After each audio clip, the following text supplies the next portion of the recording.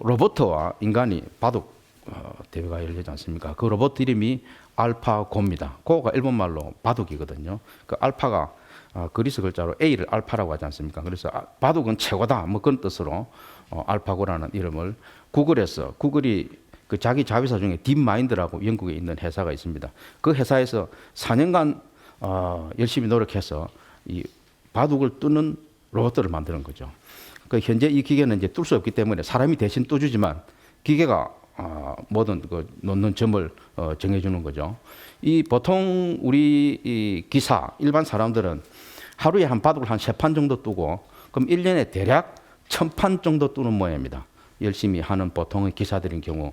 그런데 이 알파고는 4년에 걸쳐서 만들어냈는데 사람이 1000판 두는 거를 1000년 동안 뚫을 수 있는 양만큼 연습했답니다.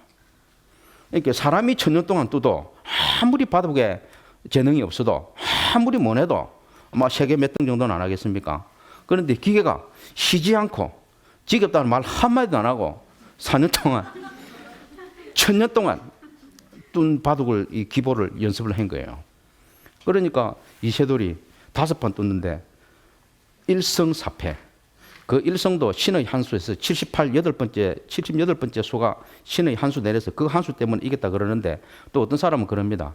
너무 기계가 다 이기면 인간이 의기소침하니까 한 번쯤 지준 거 아니냐라고 표현할 정도로 기계 알파고와 인간의 실력의 차이는 이거는 너무나 현격한 차이기 때문에 도저히 따라갈 수가 없는 겁니다. 지금 이래서 그렇지 이 4년 동안 해서 이랬는데 앞으로 가면 10년 동안 했다. 그러면 인간은 안 되는 거예요. 인간이 할 수 있는 능력은 한계가 있는 거. 잠도 자야 되고 그렇지 않습니까? 그러나 기계는 계속 돌려놓으니까 1000년 동안 뜨는 거를 이렇게 단기간 동안에. 그래서 이 사실 이 바둑이라는 거는 그 여러분 아시는지 모르겠습니다만 칸이 19칸, 19칸 이렇게 되어 있습니다. 거기에서 나오는 경우의 수라는 거는 10에 170승이거든요. 그건 뭐 무궁무진한 거예요. 그래서 얼마 전까지만 하더라도 다른 거는 다 컴퓨터, 인공지능이 할 수 있을는지 몰라도 게임, 특히 바둑은 인공지능이 할 수 없을 걸로 봤어요.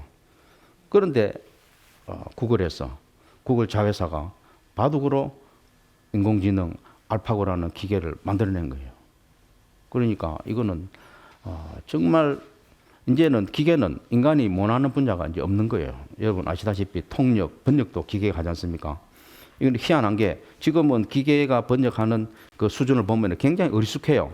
이게 무슨 번역이냐 이런데 기계가 계속 학습하는 거예요. 즉 스스로. 그러니까 앞으로 우리가 번역이라는 과제를 주면 기계가 그걸 응성하게 지금은 했지만 또 다른 사람이 과제를 주고 또 다른 사람이 과제를 주고 이게 나중에 모이면 기계는 스스로 학습을 해서 몇 년만 지나면 굉장히 원숙한 단계까지 지 혼자 가버리는 거예요. 중국에서 자자를 해가지고 저 왼쪽에 있는 저게 기계입니다. 기계.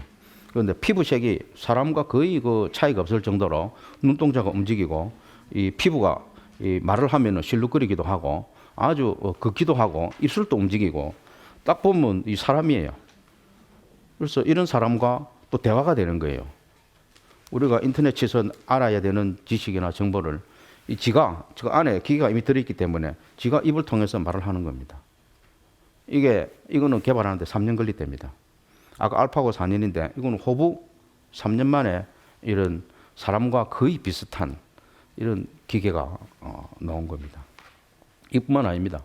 일본에서 지금 소프트뱅크라고 혹시 들어보시는지 모르겠는데 한국 제일교포 손정희라는 분이 있습니다. 일본에서 제일 부자 그분의 할아버지가 대구분이라던데 그분 회사 소프트뱅크에서 만드는 로봇가 이름이 페퍼인데 이게 2015년 2월 달에 처음 나왔는데 그때 한정판 300대가 나왔는데 2분 만에 완판됐대요.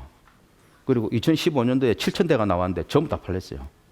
가격이 비싼 것 같습니까? 1m 크기에 200만 원밖에 안 하는 거예요. 200만 원이 뭐 작은 돈은 아니지만 그래도 기계값을 생각하면 우리 컴퓨터도 대충 저 정도 하잖아요.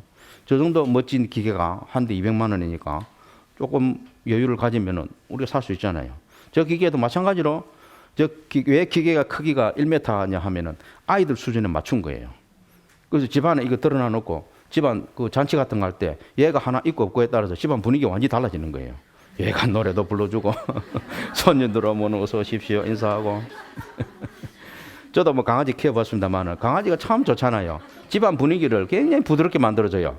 강아지가 사고 치면 치는 대로, 그죠? 꼬리 흔들면 흔드는 대로, 짖으면 짖은 대로 그게 다 말거리가 되고 집안에 화목하게 해주는 소재가 되는데 이거는 말까지 하니까 그러니까 이제 앞으로는 기계가 없으면 안 되는 그런 가정이 되겠죠. 이제 새로운 패러다임, 새로운 시대로 우리는 지금 들어가고 있는 겁니다. 그게 뭐냐니까 공부 잘해서 성공하는 시대가 끝났다. 우리가 공부 잘해서 사자 달린 직업을 달면 막 대충 한 60 정도까지 돈 좀 벌고 그 이후는 좀 편안하게 벌은 돈으로 먹고 사는 그런 시대를 우리가 몇십 년 동안 이렇게 쭉 했지 않습니까? 그래서 앞으로도 그러지 않을까 해서 우리 아이들한테도 계속 그런 식으로 재촉하는 거예요. 야, 열심히 공부해라. 어째라 저째라. 애들은 스트레스 받고 있는데 그런데 그런 시대가 끝나는 거예요. 왜냐하면 기계가 더 잘하니까. 기계가 더 잘하니까. 그 기계만 만들 줄 알면 오히려 내가 열심히 하는 것보다 오히려 더 나은 그런 이상한 세계로 지금 들어가고 있습니다. 그래서 생겨나는 문제가 그럼 우리가 어떻게 살아야 될 것인가. 이제 애들한테 무조건 공부해라만 한다고 답이 나오는 게 아니에요.